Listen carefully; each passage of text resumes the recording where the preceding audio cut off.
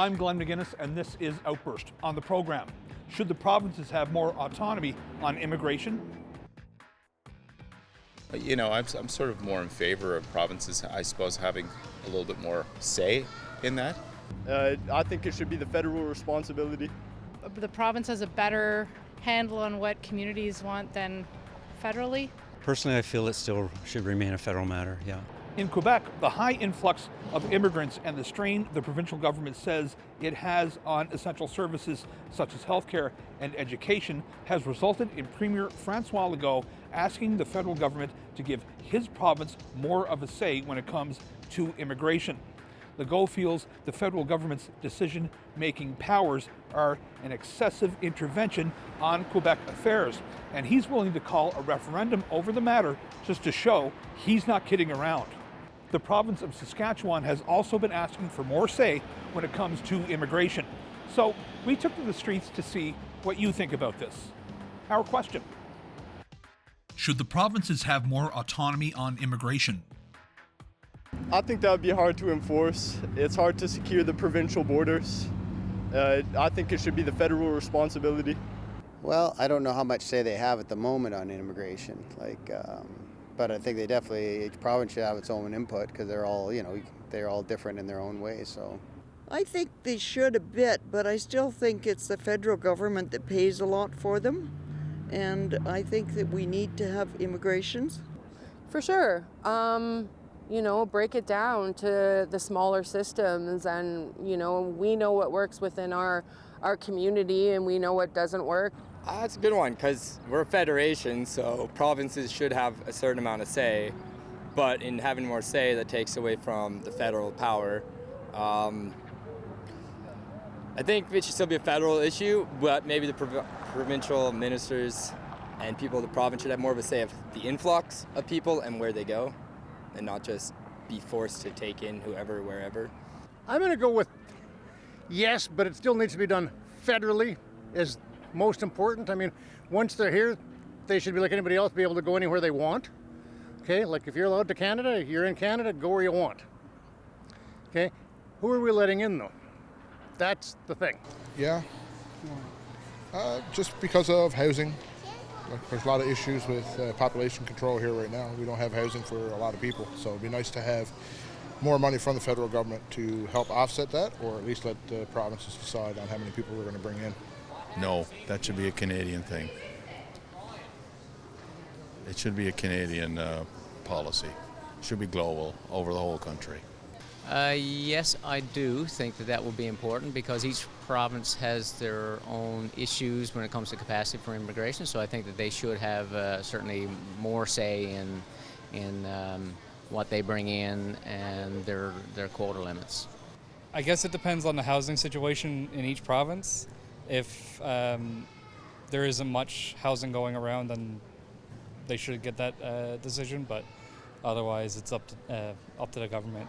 I would like to see more of a federal immigration policy, only because, looking down south at the states, you see that some rogue states or maybe in Canada provinces where people are just a bit extreme, and I really don't like extremism, and so I would like a broad, even immigration policy, and I totally support immigration. I think it's our savior.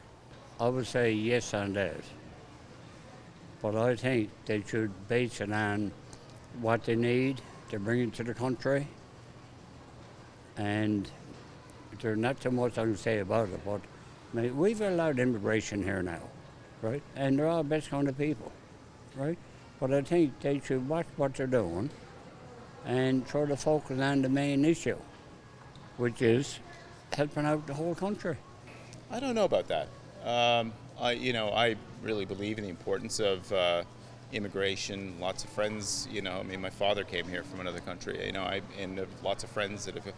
I don't know though. I don't know really. It's a good question though, because every province has its own needs, and we certainly, with the declining birth rate and an aging population, we definitely need people. So, I'm sort of more in favor of provinces, I suppose, having a little bit more say in that, to meet their own needs. I think the federal government should listen more to the provinces. Now, I don't think provinces should have final say, but they should definitely amalgamate better. No, because a Canadian is a Canadian. It just shouldn't matter which province that they're going into. Every province should be welcoming of immigrants into their provinces. Personally, I feel it still should remain a federal matter, yeah. Why? To give unification across the whole country, as far as the numbers that are allowed in every year, as far as whether it's relatives of current residents or different things that are happening in the world that are specifically attuned to through Ottawa and their people that work overseas and such. Yeah. No. Why? I think it should be standard across Canada, as long as the provinces, each province can support it. So it's not quite that easy, but I think it's a Canadian decision, federal. Why do you feel that way? I think the provinces, whether it's Ontario, Quebec, or Alberta, I think they should all support immigration. I think ultimately immigration comes down to communities and whoever can better represent communities, because at the end of the day, immigrants need to arrive in communities, they need to be cared for by communities. And so the province has a better handle on what communities want than federally. Last year's wildfires still leave a profound impression on many Canadians, especially those who are in the middle of danger zones. It was the worst wildfire season on record in this country, and authorities are saying this year could be even worse than that, with the higher than normal temperatures we've experienced all winter in many parts of the country. We sent our cameras out to ask Canadians if they're worried that wildfires will once again be in the forefront of their summer plans this year. Our question: are you concerned that Canada will experience another difficult wildfire season? Oh, I'm sure we will have a difficult wild. It's global warming, climate change. The whole place has changed. Forests are getting drier. They're going to burn up, yeah. I think we will, yes. I am concerned, and I think that is the trend going forward, so I think it's just going to be more and more common for sure. It depends on how the weather goes, but if it gets dry like it did last year, then I wouldn't be surprised if we had another bad fire season. Absolutely. I mean, the climate situation it's real, and if you don't believe it, Newfoundland's a prime example where we used to have ice here every year, and now we have no ice. But yeah, absolutely. I think so. I think we will experience another wildfire, probably even bigger than the last one, because the weather's changing totally the other way with the way the environment is now. We're getting a lot more hurricanes and inclement weather that we never ever had before. Absolutely, yeah, because of the way. Just look at the last few years; it's unreal. That's a big worry, actually. When you think about people are happy about the mild weather on the mainland right now and how early spring comes and all that sort of thing, but you know what it means. I mean, last year's wildfires were absolutely devastating. So. To think that could be happening again, that's a big worry. Well, I'm afraid because of the climate and everything, and there's so many people out camping and careless. I mean, it's just awful what's happened. You only have to look at Halifax last year. Terrible. Anyhow. I think with climate change, I think the wildfires are here to stay, and unfortunately, I think we will have another difficult wildfire season. What makes you say that? Global warming, and I think it's just the new normal that we're going to have to deal with. Well, I don't feel that there's been enough years to decide whether or not it's growing each year. I think it depends on the precipitation that we get. You think there hasn't been enough? For this year, currently, I think in the West they haven't had enough, but I think here in Ontario we probably have. I have seen that we have forecasted now that it's going to be a really hot summer. And I think it's also very unnecessary in many cases because it's man-made fires, cigarette stumps like that. Yes, I'm very concerned about it. Well, I drove through BC last fall and saw the results of the wildfires. Devastating. I know people that live out there. And we had such a mild winter. It's not looking good. Very concerning. It just seems that it's getting hotter and drier all the time. The fires are bigger and bigger. For the last 40, 50, 60 years, we've managed the forests so that they burn, and now we're living the results of that. I would assume so. I think that's kind of been the trend is in the past few years where we've had a lot of wildfires. But of course, I'm not a meteorologist, so I wouldn't know too well. I am very concerned. I think the good Lord is telling us a lot of stuff right now, and Mother Earth's telling us a lot of stuff right now that we're not taking care of it. And I think they're going to have not only forest fires, I think you're going to have drought. I think you're going to have a variety of different epic issues occurring to us. You think you'll see the seasons getting warmer and warmer. Pretty soon will be that typical weather of Miami. It's coming and tripping into the south of our country, and then pretty soon it'll be the middle, and it'll get to the north. Our winters are already gone. Our Christmases are already gone now. So I am very, very concerned, and so is the Métis Federation and the citizens of the West. I'm very fearful now of the summer times because of how intense the fires have gotten and close to evacuation, and if you pay attention to like the ground that's been burnt already, and then the drought that we'd had a dry winter, so the next time we're going to get a lot of rain, we're going to be prone to more landslides. And the Coquihalla took such a hit a couple of years ago, and that was just devastating. It was almost hard to believe that was happening in Canada. Well, the forest, and they're not doing the burn that they should be in all areas, which when the fires start there, they cause a lot of damage. Well, I mean, it's really hard to say. I mean, we've had it before where, everybody thinks it's going to be that way, and then we get a ton of rain, like we figure we're short on water. It seems like things to me pretty much average out, but, at this point, though, with all of the lack of water that we've got so far, it's not looking too promising, but hoping it is, and we just get what we get, right? Yes. Well, because of the drought, and do we have the manpower behind it to fight it?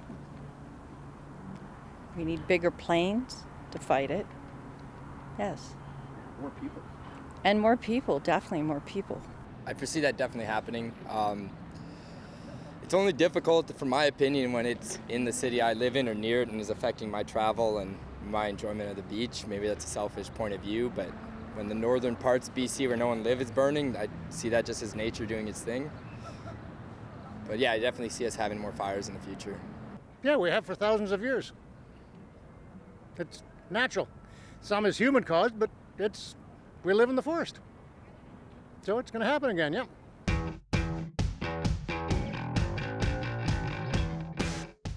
Who was the first prime minister born in the 20th century? Lester B. Pearson, John Diefenbaker, Pierre Trudeau. So Pearson, Diefenbaker, or Trudeau? Ooh, I want to say Trudeau. Pearson. Pearson. I have no idea. Diefenbaker. Yeah, agreed, Diefenbaker. It will be Pearson. Diefenbaker. I'll go with Diefenbaker. Pierre Trudeau. Correct. Really? Yay!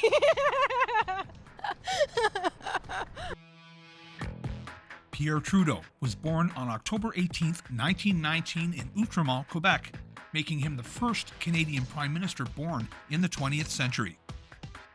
In his younger years, Trudeau received his law degree from the University of Montreal in 1943. He went on to practice law until 1961 and was an assistant professor of law at the University of Montreal between 1961 and 1965, when he entered politics for the first time. In 1968, Trudeau replaced Lester Pearson as Liberal Party leader and became Canada's 15th Prime Minister. He would hold the office throughout most of the 1970s and early 1980s. Pierre Trudeau officially retired in June of 1984, ending his 15-year tenure as Prime Minister. Speaking on Canada's dire recruitment and retention crisis in the Canadian Armed Forces, Defense Minister Bill Blair described Canada's military as being in a death spiral. Currently, we're about 16,000 recruits short of our goal, with no relief in sight. Bill Blair did say that Canada is trying to modernize the armed forces and make it more sustainable by changing the culture and getting rid of some eligibility requirements when joining. He's also lobbying for more money. So what do you think it would take to boost recruitment in the military? Our question. What do you think would encourage people to join the Canadian Armed Forces? Better benefits, better pay, better long-term vet care. You know, they fall short on vets, so definitely pay. Maybe shorten the service years, and also possibly the requirements. Well, obviously it would be incentives such as perhaps education within the forces, the ability to, once you have a certain level within the forces, to either stay in and move to better positions, or to leave the forces with perhaps a certain amount of pension that you already have gained. And of course, I don't know what the wages currently are for the forces. So maybe that has to be re-looked at and decided upon whether it's good enough to attract people. Start with some education, the advertising, and I'm going to guess, because I'm really ignorant in this area, their pay is probably not adequate. So it's got to be changed. First of all, I imagine that not a lot of young people know that that's even a career option. It's so hard to get the word out to young people today because there's so many platforms vying for their attention, and they're just, if it's not TikTokable, they're probably not paying attention to it. So I think one is just an awareness problem. There are good jobs in the forces. They're generally well paid. They have some stability. Interesting jobs. They're not all, pretty much every career you can imagine is represented in the forces. So I really think it's a lot of visibility. They could do better job recruiting in schools. And with newcomers too, I would imagine. There are lots of young people who need work, but it's a competitive labor market. I think there's got to be more emphasis. I think the military's got to be working more with the grassroots, working with our governments, because we have a massive young population. But is there something drawing them? Right now, I don't see anything that the military is doing that would entice me as a young man to say, okay, I want to go there because not only did I help my country, but it's going to give me a career. As with anything, probably better pay, right? People go to where the money is. Yeah. I'm not too sure what their compensation is, but I'd assume that'd be a draw if they got paid more. Maybe offering more scholarships for people who are to supplement their tuition to get them to encourage to join the armed forces. I'd say just benefits, from being in the military, assistance programs, pensions, things like that. Maybe more advertising about it. Yeah. I don't think so, no. I think just more advertising. And maybe getting into the classrooms in grade 12. We need to be united, not divided. Once we have that and people are proud of their country again, people will join the forces. Most of the people here now couldn't care less. They really don't care. And as long as, you got these splinter groups that are here just for the benefit of Canada, they want our benefits, but they don't want to put anything into it. So we need to unite everybody that is living here. Well, higher pay for one. And if they have to go to war, then I definitely think we should take care of them when they come back, because they're fighting for all of us. They're protecting all of us. So I think we should have things set up for them as far as, financial benefits or, mental help if they need it to work through things. Right now, the pay is a good option, a good incentive, stability, routine. But right now, they're doing all right. Their numbers could go up though a bit if they focus more on accessibility. I think more public awareness. I'm aware they're already going to high schools to show the young people what they have available, but more money and just more awareness of the careers that are available. It's not the kind of thing that people want to join. Like back in the day, 30 years ago, when there weren't very many jobs around, most of the crowd I grew up with, they joined the army, moved away. They had a good pension when they came out of it, which I agree with. But right now, like the way everything's going in the world right now, I don't think it's going to be the type that people are going to just want to join the army. Better working conditions, less bias, less sexist, and more pay, and they might join. Maybe address the reasons why people are either leaving or just not interested, you know? I would think that compensation and how we deal with our veterans, you know, that's a big part of it. It's probably more education on what programs are available, and I would think that it's most likely due to the education that they receive in the armed forces. Love of country and want to work in the military, I think. You know, probably come from a military family, that helps too. When a member of parliament crosses the floor to join a new party or to sit as an independent, it's usually because there's been a disagreement within caucus or they're following the wishes of their constituents. But some feel if that candidate was elected under a specific political banner, they should have to resign their seat and then run again under their new party. We took to the streets to ask Canadians if a politician should take some extra steps before they jump ship to another party. Our question: should an MP have to resign their seat before crossing the floor or joining another party? I think it would be a good idea to have them, resign it first, but I don't know enough of the details to give a really honest answer. Yeah, I think they should have to resign because you're voted in, the people who voted for you voted with these beliefs, and now that you switched beliefs, they voted you in with these intentions, and now you're going to go the other way, and they didn't have a say in that anymore, and that's undemocratic. If you're confident, you should be able to win it again in what you believe in. I would think that it would make sense that they resign. If they're, basically they're going to say, well, I'm no longer with you guys, my philosophy is now with those guys. Yeah, they should have to basically resign and be accepted on the other side, yeah? I believe they should, because they should let them know the reason why they're joining the other party.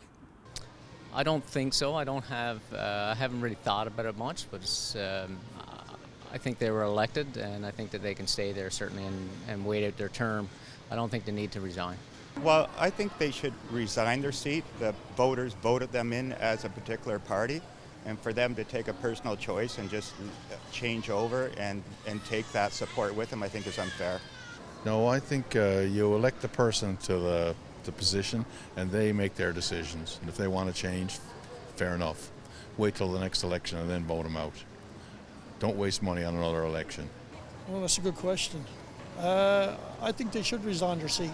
If they were elected by the people to be in there, like for myself, I vote for the person. I don't vote for the party. So if they have a good platform, that's who I usually vote for.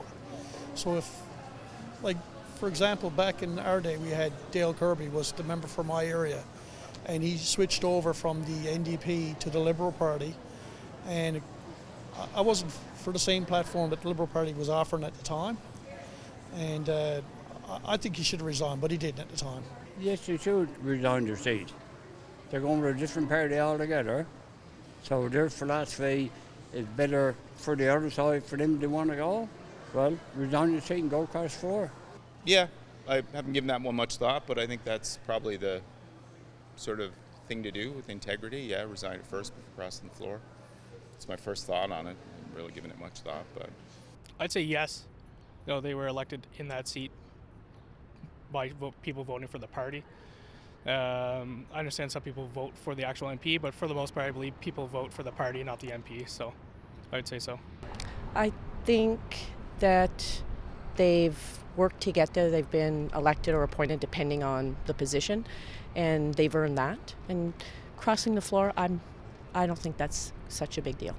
That I think is a matter of these constituents to make that decision. I leave it to them. I think if a person feels that the promise made by the party has shifted so far to the opposite of what the person represents and the constituent represent, then that person should have an obligation of trying to represent the constituents and their positions more freely. So I think too long they're tightened gripped as MPs, and either they speak and represent the constituents or they represent the party. Either one, they got to make a choice. It would make sense, right? Because if they're changing parties, it would make sense that they're changing their policies from what they were elected for. Personally, I feel that they should resign their seat and be voted in by their constituency under whichever new party they're going to. At the end of the day, they were elected by their constituents, and I think MPs need to do whatever they can do to represent the voice of their constituents. Right now, they tend to be tied to parties, but I don't know that that's the best solution. So crossing the floor gives people options. I think they should, because they get elected as one party to represent a certain set of beliefs, and if they want to change parties, I mean, they need to have their constituents have a say in an election to make sure that that's the party and that's the philosophies that they want to go with. Thanks for watching this episode of Outburst on CPAC. If you have any comments about this show or any other show, you can find us on social media. You can also find us on our website at www.cpac.ca. I'm Glenn McGuinness, and on behalf of my colleagues at the Cable Public Affairs Channel, thanks for watching. We'll see you next time.